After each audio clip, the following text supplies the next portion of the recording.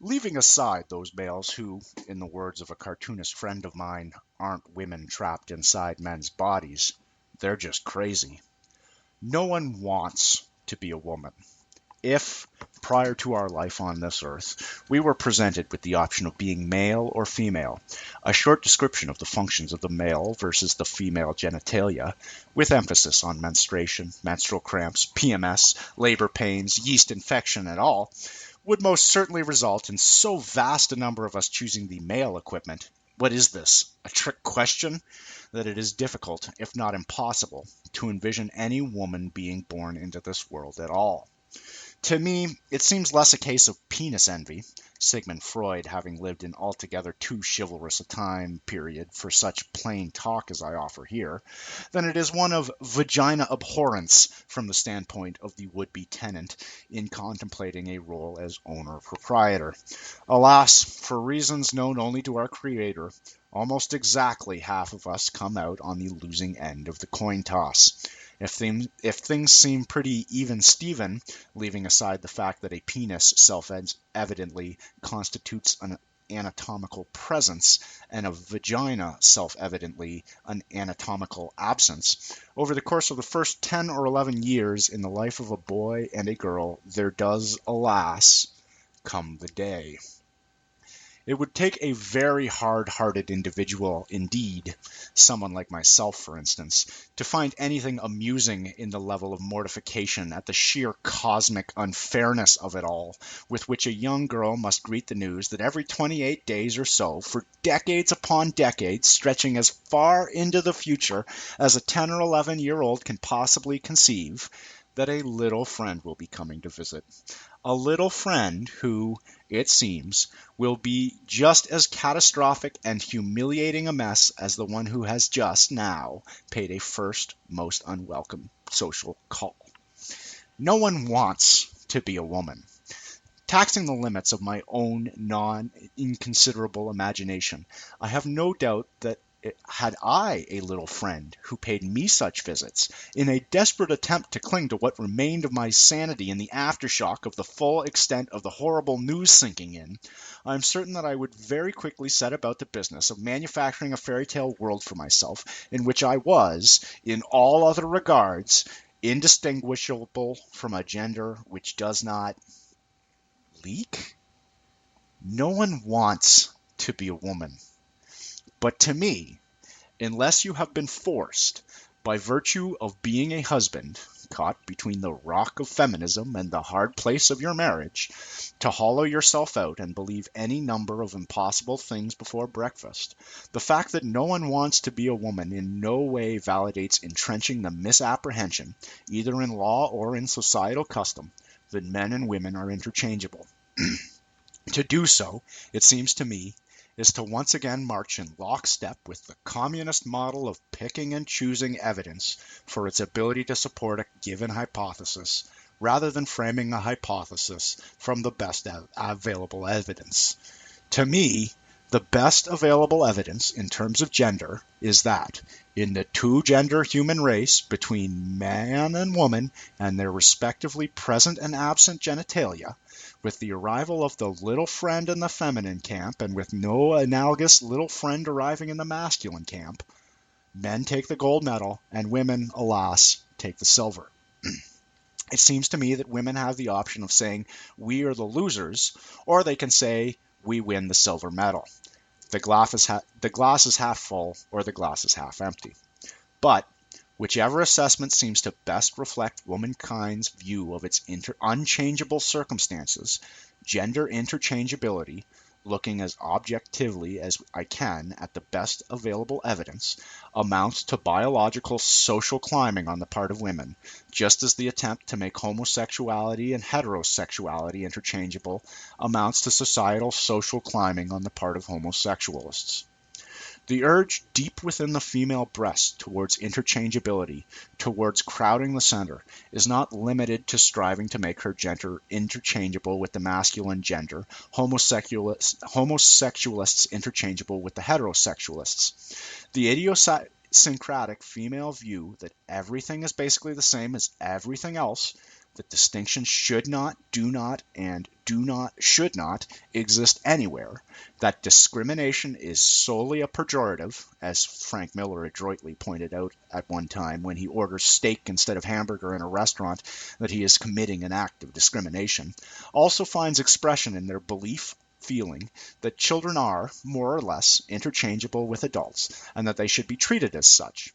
That the imposition of any kind of discipline on a child by its father is simply patriarchal tyranny, an abuse of power which can lead only the child experiencing lifelong voodoo profession trauma.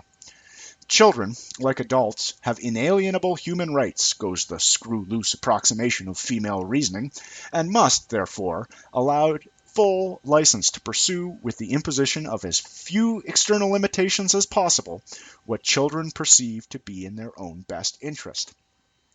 The end product of this reasoning is on display in the food court of any shopping mall in the soon-to-be completely uncivilized world on any given Saturday afternoon. New impossible things to believe before breakfast. Number 15. Children must be allowed to raise themselves and determine for themselves what does and does not constitute ethical, responsible behavior.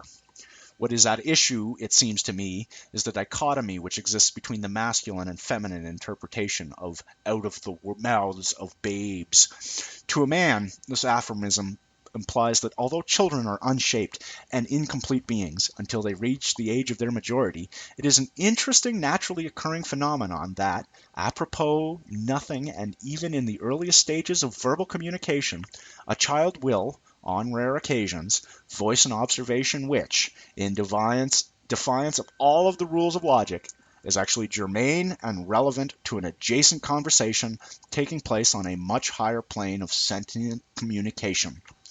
The feminine interpretation tends more in the direction of, because children are, indeed, from heaven, and are pure and untainted and good and decent and true in all regards, full of pure love and joy and compassion and innocence, their utterances, likewise, are pure and untainted and good and decent and true in all regards, and the sooner we can all set our hearts on a quest to find the purest and least minted and most decent 6-year-old in the world, and appoint him or her leader of the civilized world and do whatever he or she tells us to do without question, the sooner we will arrive at the utopia which is always just there over the rainbow. Put another way, I think the prophet Isaiah's well-known prognostication, "and a child shall lead them," is one to warm the hearts of dim-bulb women everywhere, and to chill the soul of every God-fearing man. It also seems to me that, with the feminist takeover of academia, and the media and feminist infiltration of the world's governing councils, we are probably a number of steps further along that particular yellow brick road as well, and probably a good deal further along than we were in Isaiah's 8th century BCE. Being a firm believer that statistics can be manipulated to support any argument, I tend to avoid them, except in those instances where the margin is so great as to imply, even with the greatest allowance for statistical error, that something ain't kosher in Milwaukee, the 95% of alimony and child support being paid by men to women being a good example. When it comes to the problems posed by feminists endeavoring to crowd the center by attempting to make children interchangeable with adults, I offer the statistic that one of the very few categories of crime which is increasing rather than decreasing in our society is that of youth crime, which is reportedly up a whopping 35% over the period 1990 to 1999. I think myself safe in saying that this is a direct result of the implementation in our society of the feminist view that anything is better than having a father rear his child in the traditional way that worked for centuries upon centuries. Mother, with her idiosyncratic notions of love über alles, in charge of daily, minute-by-minute custodial care, and wait till your father gets home. Fathers in charge of the setting of boundaries and the imposition of discipline and course corrections when an attempt is made to breach those boundaries. To the feminist, anyone is preferable to the father being in charge of the child's upbringing. Social workers, daycare supervisors, girlfriends, homosexualists, how-to books, Oprah Winfrey, the voodoo profession, security guards at the malls, teachers, even the child itself is more readily trusted than not-so-dear old dad. In my view, women want to too much to be loved unreservedly for them to be entrusted with setting a course for a child's development, coupled with their misbegotten female notion that the source of their own unhappiness has always been not being allowed to do exactly what they want, exactly when they want. They strive to create happiness in their children by letting their children do exactly what they want, exactly when they want. A recipe for disaster, of course. But then men, with their long experience with the unfairer sex, could tell them that you can't have both. If a father or a boyfriend or a husband lets his wife and or girlfriend do whatever she wants, whenever she wants, what he will get from her, far from unreserved love, will be willful condescension coupled with varying degrees of contempt. She will blame him that absolute freedom does not result in absolute happiness, and likewise do children. With no masculine discipline imposed upon them, no boundaries to be observed which can't be transgressed simply by willfully doing so, or by playing mother's hard-on-her-sleeve emotions like a concert violin, the result is never absolute happiness, but rather a state more closely resembling absolute misery, and the mother as the source of that misery, and the father as duplicitous abdicator of his own authority, being treated with the aforementioned willful condescension and varying degrees of contempt. Ideology being an absolute in the feminist world, this causes yet another instance of selecting evidence to support the given hypothesis. Another impossible thing to believe before breakfast. Number 16. When one is loved unreservedly, one is treated with willful condescension and varying degrees of contempt. Aren't men to blame for any of this? Well, yes. I think it would be impossible to underestimate the degree to which men are fully culpable for the rise in youth crime, specifically through allowing feminists and the voodoo profession to persuade us that discipline, both physical and verbal, are old hat and part of a discredited patriarchal model that discipline in any form is synonymous with abuse. To me, taking it as a given that reason cannot prevail in any argument with emotion, there must come a certain point with women and children where verbal discipline has to be asserted, and if verbal discipline proves insufficient, that physical discipline be introduced. Women and children have soft, cushy buttocks, which are nonetheless shot through with reasonably sensitive pain nerve endings. I believe that those buttocks are there for a very specific purpose intended by their creator. There is no good reason that a man should not listen to misguided fairy tale vocalizations and unsound emotion-based twaddle and nonsense for however long it amuses him or interests him or to do so, or for however long it seems to him polite and or chivalrous. Standards may vary.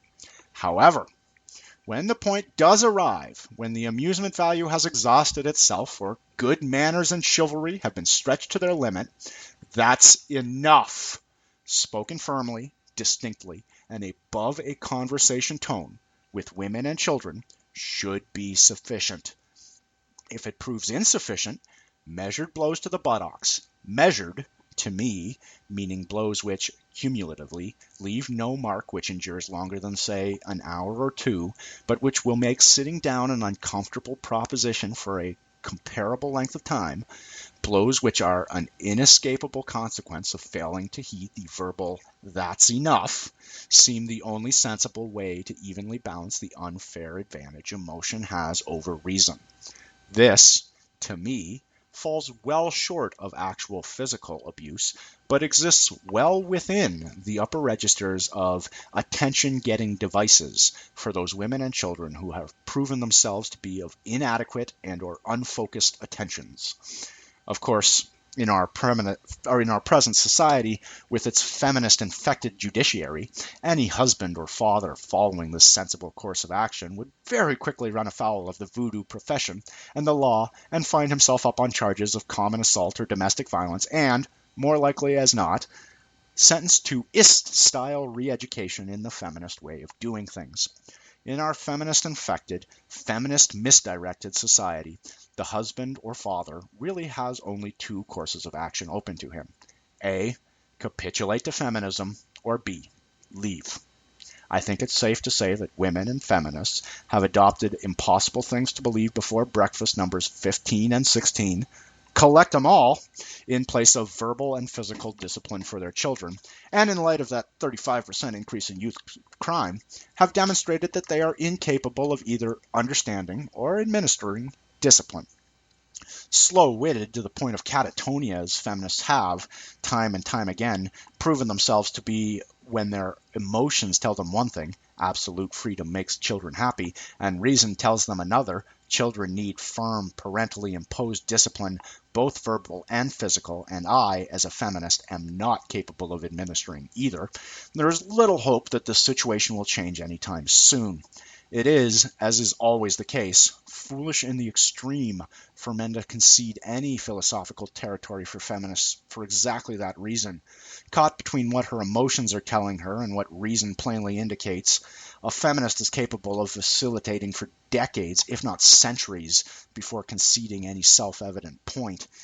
Yes, I believe that men must shoulder more than their fair share of the blame for the sorry state of affairs in so many areas of our misguided feminist society. It is a natural mistake to assume that perception is perception, but that in no way mitigates the blame that must attach to men for so carelessly overlooking for so long the dichotomy between masculine and feminine perceptions.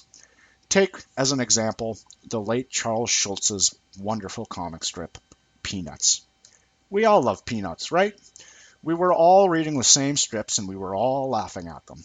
If anything was a shared enthusiasm of men and women, an example of gender interchangeability, it was that we all loved Peanuts, particularly in its heyday of the 60s and 70s. But it occurs to me that the masculine and feminine perceptions of the strip were very, very different. Men, I think, enjoyed the ridiculousness of the premise. A bunch of 6-year-old kids talking like adults. One of my favorite strips had Schroeder coming out of the pitcher's mound where Charlie Brown says something to him about how it's driving him crazy how badly the team is playing. And Schroeder says, "Man is born to trouble," as the sparks fly upwards. Charlie Brown, of course, asks, "What?" And Linus comes out to the pitcher's mound and says, "It's from the book of Job. It means," and all of a sudden, all of the kids are out on the pitcher's mound debating the book of Job, with Lucy, of course, grousing, "What about Job's wife? I don't think she gets enough credit." Job's wife, with her immortal advice as to how Job might escape his ordeal, "Curse God and die." A nice balance, the ridiculousness of children talking about these adult concerns with a little low-grade theology into the bargain. But I think for women, this was evidence that finally, at least one man gets it. Gets what? At least one man understands that children are adults and we should be treating them as adults. The out of the mouths of babes thing. If we would just do what the children are telling us to do, we could have all of the world's problems straightened out in a week and a half. Ah, you don't believe me? No, Dave. I think you've gone too far with that one. Give me one concrete example of feminists treating children as adults. Elian Gonzalez. To me, there is a clear and perfect example of feminism run amok in our society. There is an example where, for a period of many, many months, it was up in the air as to whether or not a 6-year-old, a 6-year-old, was or was not going to be granted the right to apply for political asylum. Political asylum. And who represented the yay side? You got it. Feminists, social workers, and the voodoo profession. I remember being moved to wonder if Dell Publishing had had this opportunity to publish a children's big golden book of Marxist theory, or if Mattel had gotten the See and Say version of Das Kapital into Toys R Us in time to make it useful contribution to the proceedings. I believe that every hollowed-out ventriloquist puppet husband from Bill Clinton on down who allowed such a travesty to proceed for longer than 9 or 10 minutes, yes, I think they are very much to blame and are wholly culpable for dramatically worsening the feminist mess in which we find ourselves, which leads me to another example of feminist sloganeering. Child poverty. Gosh, I know what you mean. Before I was 10 years old, I had never, ever grossed more than $100 a year. That's insane. There is no such thing as child poverty. Children are not poor, and children are not rich. There is no such thing as a white-collar child, and there is no such thing as a blue-collar child. Children do not file tax incomes. Children do not pay rent or arrange mortgages. We are back in the realm of 2 plus 2 does not, in fact, equal 5. The best evidence we have available would seem to indicate that 2 plus 2, in fact, equals 4 instead. You can debate the point if you wish, but I scarcely imagine on what basis you intend to do so. So let me reiterate for the benefit of the emotionally impaired. There is no such thing as child poverty. As a caring and compassionate society, we give to unwed mothers, unemployable mothers, unemployed ex-wife mothers, and unemployed ex-wife mothers gratis, a completely and entirely unearned income, the amount of which, relative to 90% of the world's population, can only be conservatively estimated as being somewhere in the vicinity of a mind-bogglingly indescribable wealth. And let me, quite uncharitably, point out that the decision to do so was made by men at a time when women were as rare as hen's teeth in the legislatures and governing councils of our civilization. We are, as men, perfectly aware that the vast majority of women are incapable of providing for themselves, let alone providing for their offspring. This is the underlying motivation in the development of welfare as we know it, and the use of discrete euphemisms like welfare and mother's allowances instead of bovine charity and bimbo subsidies. I break ranks with my own chivalrous gender to point out that when the loony left of Canada's own Political Action Committee on the status of women stages a protest on Parliament Hill, as they did in the fall of 2000, demanding A, greater independence, and B, more social programs, they make themselves irretrievably ridiculous in the eyes of anyone capable of coherent thought. Feminists will always want more money from men, more money for unemployed and unemployable mothers, because men are, in the main, compassionate and charitable fellows collectively. Feminists tend to get the money that they seek. If men are, collectively, too chivalrous, present narrator accepted, to point out the extent to which the whole sordid process undermines the feminist hallucinations in total, to point out as an example that equal pay for work of equal value is already the rule, as it has been the rule for centuries, and that it is, in fact, the central reality of our largely free market economy, and it is only that women's work, on the whole, is of lesser value as determined by that largely free market economy, whereby, for instance, the value of the work of a self-publishing cartoonist like myself is established by the rule of that free market as being considerably less than that of many, many other cartoonists and that of many, many other disciplines and professions, it might be hoped that women would reciprocate by being so good as to desist from attempting to propagate any further delusion that children are poor. Children are not poor. Children are children. A child's wealth is the depth and breadth of interest and attention and caring and discipline and time, not quality time, but quantity time, which is given to it by its parents with an eye to shaping it into a worthwhile adult. Children are not poor. Single mothers are not poor. People in Thailand are poor. People in Malaysia are poor. People in Iraq are poor.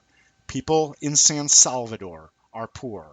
As a single mother, you are merely less indescribably wealthy than you would like to be, which, considering that it was your own series of unwise choices which brought you to the situation in which you find yourself, seems somewhat less a cause for either hand-wringing anxiety or give-till-it-hurts generosity, which you seem always to think are the only two appropriate reactions to yourself and to your better off than 90% of the world's population circumstances. I am a firm believer in the Islamic notion that the community has a right to a specific share of each individual's accumulated wealth, quite apart from whatever share is accounted for by taxes. There is no direct English translation for zakat, but that is, roughly, the concept behind it. Almsgiving as taxation to feed the hungry in your own geographic community. I donate to the food bank Waterloo region, but my belief in and adherence to the zakat is in no way diminishes my revulsion at the feminist effort to make children interchangeable with adults, to describe children as either poor or rich, in short, The feminist tactical effort to entrench this viewpoint in law so as to increase the unearned income of unemployed and unemployable women by establishing a guaranteed income for each child, which incomes would, of course, become the property of the custodial parent. Three guesses who that turns out to be. If this is not the sleazy, greedy, and underhanded long-term motive behind the misuse of the term child poverty by feminists in the industrialized countries, I apologize, but I think it is ridiculous to entertain the idea that feminists have any other tactical objectives in mind. It is another example of feminists crowding the center, attempting to make women interchangeable with men, homosexualists interchangeable with heterosexualists, and children interchangeable with adults. To me, it is nonsensical. It is an impossible thing to believe before breakfast. And yet, increasingly, it is the way we conduct our society. Yes, men are very much to blame. Take the minor hit movie which spawned a sequel or two. Look who's talking. Is there any more universal a masculine trait than to supply a comedic voice for a baby, to narrate the unthinking and insensible gestures and expressions of a wholly unshaped and incomplete human being in the raw material state, and to give it a thinking, sensible, humorous, and ironic context far, far, far, far in excess of that being's actual aptitudes and abilities? And could there have been any more universal a mistake made by men in doing so? A harmless bit of fun? Perhaps. But then a man is always aware that a baby is a baby and an adult is an adult. It seems to me that men are culpable for missing completely and thoroughly, that the same cannot be said of a woman's awareness. In fact, with a woman, as an emotion-based being, exactly the opposite is true. To a woman, a baby, for all intents and purposes, as a being self-evidently capable of feeling emotion and capable of displaying emotions and vocalizing emotions, to a woman, in all ways which are vital or important or significant to a woman, a baby is interchangeable with an adult. So what if a game, a harmless diversion, a source of entertainment to a man, merely reinforces a central and, to me, imbecilic female conceit? If women did not necessarily believe, in context, that the baby was actually saying and or thinking, you mind passing me what's in that bottle there, Mac? All that did was reinforce for them that their perception of what was going on in that tiny cranium was the more accurate of the two. Daddy is being so silly, reinforce for them that their own predisposition to believe that life begins with the first visible expression of emotion, and that, once visible emotion and vocalized emotion exist in a human being, anything which is grafted onto that being later, intellect, reason, literacy, etc., is really just window dressing, at best secondary, at best tangential, and reinforced for them that men, fathers, were and are frivolous individuals who perceive babies, and as a consequence everything else, inaccurately. Considering how dramatically limited the female intellect is, yes, I think that men are very much to blame for allowing profound misapprehension like that to flourish in the female brain.